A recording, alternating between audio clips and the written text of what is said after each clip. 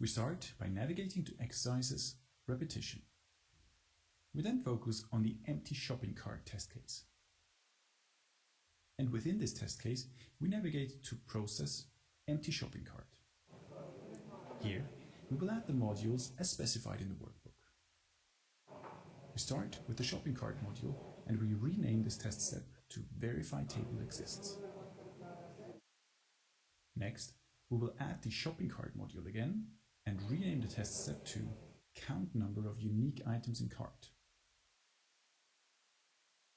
Now, we will add the Set Buffer module and rename the test step to Calculate Items in Cart without header. We can now proceed and reorder the test steps as specified in the workbook. Focus back on the test step Calculate Items in Cart without header. Here, we will rename the value buffer name to actual cart number. Next, let's focus back on the empty shopping cart test step folder and create a new subfolder under it. We will name this folder Select Remove.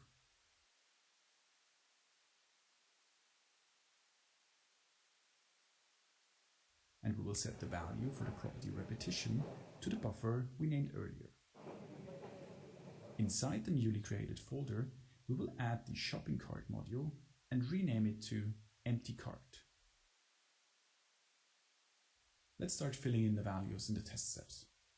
Focus on the Verify Table Exists test step, and for the shopping cart products value, we will set the action mode to Verify. We will set the value exists equals true.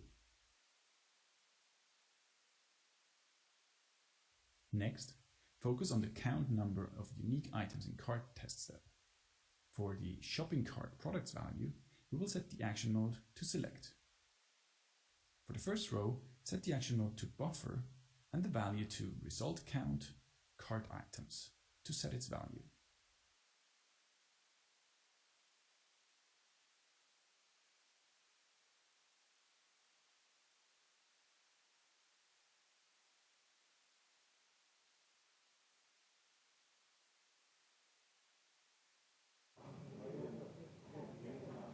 Next, focus on the test step Calculate Items in Cart without header. In here, we enter the math function aimed at subtracting 1 from the buffer we recorded earlier. And lastly, within the Select Remove test step folder, for the test step Empty Cart, set the action mode to Select for the value Shopping Cart Products.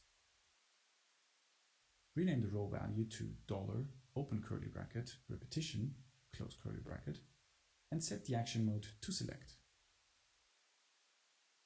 Rename the value Cell to Remove by selecting it from the drop-down menu and set its action mode to Select. For the Remove checkbox, set the value to True. Alright, and we're now ready to run our test.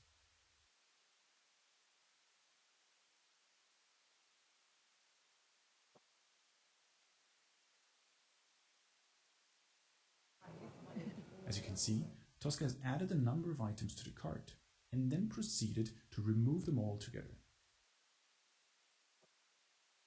We can now change the test case workstate to completed. And as always, remember to save your work.